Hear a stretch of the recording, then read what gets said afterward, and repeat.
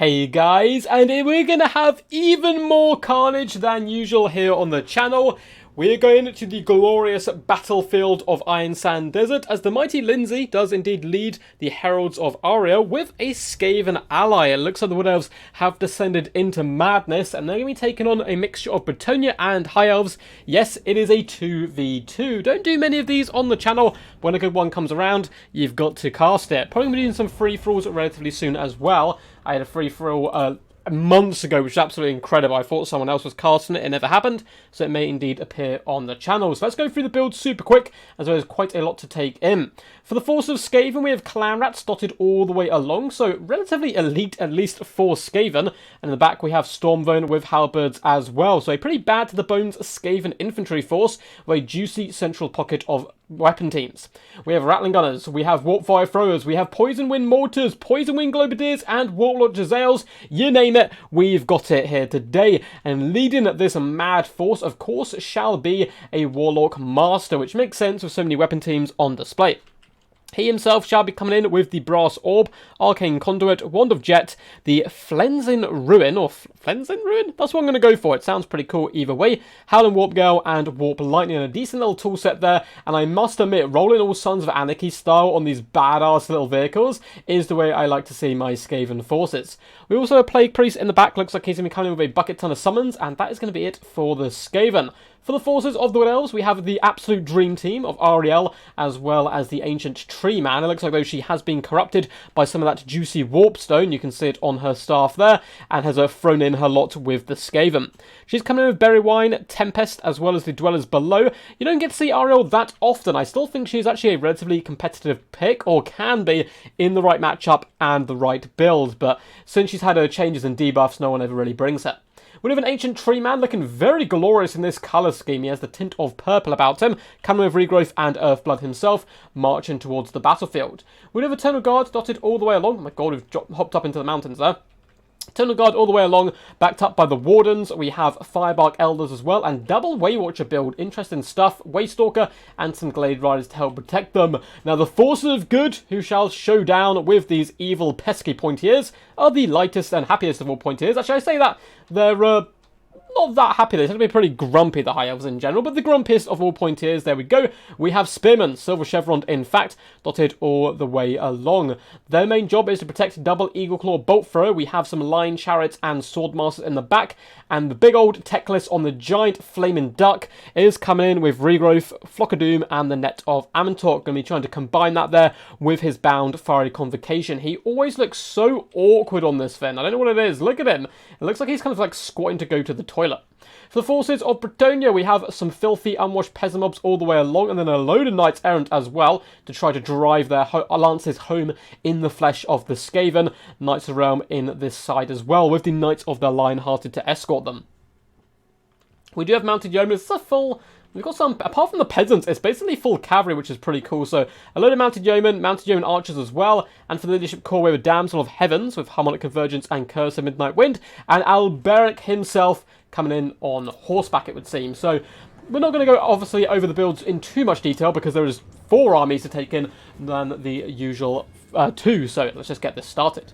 It looks like a few bolts are being unleashed upon the Poison Wind Globadiers. Not a bad target, though I myself personally would initially focus down the Poison Wind Mortars or Warlord Jezzails. I think they're a bigger threat, particularly to this Bretonnian build, who's getting real aggressive and advancing on the right-hand side. Now, for the most part, I do think the forces of evil here on this left-hand side, their armies tend to synergize a little bit better, I think. We'll have to wait and see, because obviously you've got the defensive bolt throwers, but everything else is very aggressive on the forces of good. Glade Riders are going to charge in, catching the Line Chariots unawares. The Waste Watchers do start to burn their ammunition, trying to focus down the Line Chariots where possible, though they are now going to switch their shots to the Spearmen, hoping not to do any friendly fire. Unfortunately, though, for the Glade Riders, Line Chariots are actually really freaking tanky for Chariots, and that's going to buy plenty of time for Spearmen to come in, and a Flock of Doom as well to help and support. So the little charge of the Glade Riders shall be in vain, though they did do some okay damage to some of the Chariots. On the far side, we can see Bretonnia really start to wrap around this Skaven force where possible to collapse in and try to shut down those weapon teams. Weight Watchers continue to fire in. It looks like they're going after the Eelclaw Bolt Throw now. Not a bad tactic whatsoever. Take away the enemy range, and then hopefully yours can carry. It's kind of funny that Ariel and the Tree Man, amongst the rest of the Skaven force and everywhere else, is kind of fighting for their own lives here. Poison Wall Mortars do rip some shots directly into the peasant mobs. Not going to be getting much value there whatsoever, but it does clear out the chaff, and in comes the cavalry. Yeoman Archers pushing this right-hand side.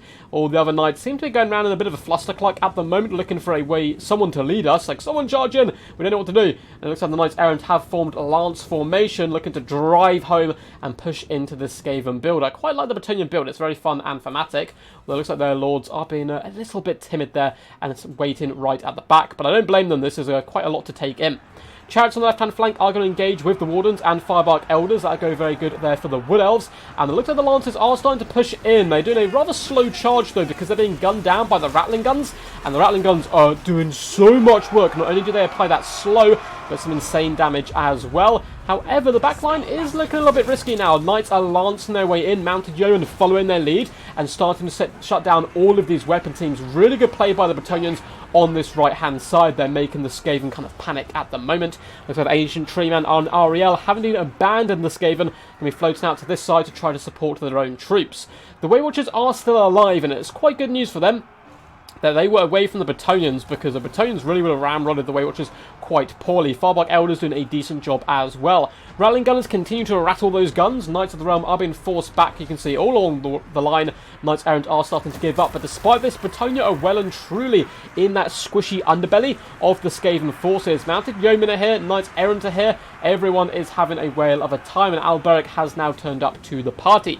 We have the Mounted Yeoman Archers. They're continuing to rain fire in. The Storm Vermin are a bit of a problem, however. The more elite of the Skaven force could push forward and help protect their ranged troops a little bit more, as more Knights of the Realm do push in. And it looks like some of them did come out to this flank to help their High Elf ally, who was struggling quite a bit up against the forces of the Wood Elves. And the Knights of the Lionhearted and of the Realm doing a really good job here. They're going to be able to shut down all of the Weight Watchers, it would seem. And we're going to be getting one of those flaming fiery convocations from Teclis. Unfortunately, the Knights actually kind of pushed all the Weight Watchers out the way, though I don't think it's going to help them too much. They should be finished off here. At least you would like to think, though they are getting a little bit low. Firebark Elders doing some good work alongside the Ancient Treeman. Teclis is still a happy bunny floating around. Looks like he's going to be spending his time chasing off Warlord Jezzails. And a lot of the weapon teams, though, are still alive, but the Knights Errant are charging into the deep once more and are hopping on top of those Globadiers there. Warlock Engineer, or Master I should say, is doing a relatively solid job. Mounted Yeomen are just wasting shots into Clan Rats. The Skaven will be very happy for that to happen. And it's a relatively close game so far. Balance power slightly in the favour of Evil right now, as Rattling Gunners do some point-blank range shots into those Knights Errant, eviscerating them, just leaving them in pools of blood and poo. No doubt those horses, not the men of course, would loosen up a little bit as they go down to die there. Storm Vermin are trying to chase them off where possible. Line Chats are doing a good job, though, bouncing around the Skaven forces. Only 15 and 12 kills, though. They do need to get as mobile as possible, or the Gunners will gun them down. The Wood Elf little Death Blob is still alive right now. Weight Watchers somehow have emerged alive from the initial affairs, and doing some pretty decent damage to Teclis, though the Bolt Throwers are still alive and are applying a little bit of pressure right now to that Ancient Treeman. Down on the left-hand side, we have a big mistake from the High Elf play. He has 3 units facing 1. They are the Wardens, though, but a full health unit of Swordmasters would be enough to deal with these guys. The other 2 need to be pushing forward to apply some pressure to the remainder of the Wood Elf build. Bretonnia is still doing a really good job just harassing and annoying the Skaven force. The Gunners are on 14 kills right now, and a lot of these weapon teams have managed to fall back and survive, though the poor Warlord Throwers, always kind of the butt of the joke, are unfortunately basically still full ammo and running away already. In the main fight, it seems like Alarielle does manage to get her little claws around the damsel with the help of the Ancient Treeman. Firebark Elders are going to be pinning her in place. Looks like some knights are rallying to the cries of Alberic as he charges in to try to dish out the pain. But that is a lot of trees, and the Firebark Elders certainly mean business. We do have the Knights of the Lionhearted come in, and looks like a miscast? I don't know. Oh no, that was from Ariel. Unfortunate, a little bit unfortunate there. So she tries to cast it to catch the Knights. The Knights manage to push through. It does kill the Peasants, however, but the Knights not taking too much damage from that whatsoever, though the Ancient Treeman has been cursed, allowing Alberic to get in there and start dishing out some pain. Rattling Gunners are opening up now on Techless, firing right up the rear there, and he's starting to struggle quite badly as the Waywatchers themselves get overrun by the Knights of the Realm. Must admit, though the balance of power is quite heavily in the favour of Evil right now, Bretonnians really have had some pretty damn good micromanagement. Stormvermin are alive, they're just vibing at the back, protecting the weapon teams. This is exactly what Skaven needs to do. Allow the opponent to focus on trying to take down the tanky units like the Firebark Elders and Treemen, and when they do push in, obliterate them or shoot from afar. I really like this play so far. Line Chads are still alive, and they are trying to get on top of those Poison Globadiers. Looks like they were caught up on some Clan Rats here. Stormvermin are pushing in, Rattling Gunners are unleashing hell upon them. Definitely the MVPs, in my opinion, so far today have been those Gunner teams. We are going to be seeing a fat, juicy spell come down. What is this going to be? It looks like it is the Bretonnian King coming in, trying to catch the Stormvermin, but they do manage to fall back with some good micromanagement. Ancient Treeman is pushing away Alberic. Firebark Elders are very healthy at the moment, but the Sword Masters have indeed arrived. They're going to be cleaving their way through these Eternal Guard, but the Firebark Elders are made of slightly sterner stuff. Somehow the Waywatchers are still alive. They've been shot down so many times and come back. Really good play by the Wood Elf player to keep these lovely people alive. And a nice little target priority by the Yeoman, going after the Waywatcher unit there, who has the ammunition. Good stuff. Swordmasters do get in a tussle with Ariel and start to force her back, but the balance of power is getting very close to army losses. The higher forces are basically non-existent, apart from these very few small Swordmasters in the middle. That's it, basically. Unfortunately, they did lose their Lord, and the Skaven are looking dominant. Bretonnia seems to be very shy at the moment. We do get a Flames and Ruin come down, lowering that armor of Alberic right now, down to just 80 armor, and the Waystalker and Ancient Treemen are engaged in hand-to-hand combat with him. The Firebark Elders on the prowl as well. Looks like the Warfire Throwers are getting in with 1 or 2 licks, which is good to see. And Alberic is forced out, army losses kicks in, and it is a good day to be evil. Really fun game there. Thank you for sending this one in. I believe it was Lindsay who sent this one in. So thank you for sending in this glorious Wood Elf game. I believe that is Davina, for those who watch my streams and follow the Total War Warhammer multiplayer community, just going under a different name there. But yes, well played to both the Skaven, the Wood Elves, the High Elf, as well as the Bretonnian player. Sassy the Sasquatch is a pretty damn awesome name, and this was a fun 2v2. Of course, it's a bit more madness in 2v2s. I do like watching them quite a bit, though. I'm not so sure about tournaments, because you get some pretty disgusting combinations, but I can obviously see the appeal, so maybe at some point we will do a 2v2 or free-for-all kind of tournament or something.